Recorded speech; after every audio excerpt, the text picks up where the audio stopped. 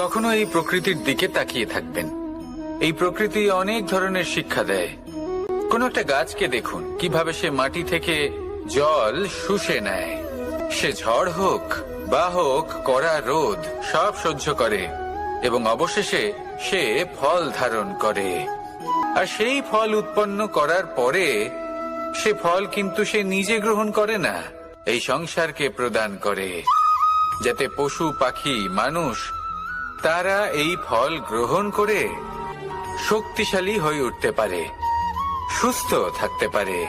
সেভাবেই নদী, সরোবর এরা নিজেরাও কিন্তু নিজেদের জল গ্রহণ করে না, মাটিকে প্রদান করে, পশু পাখিকে প্রদান করে।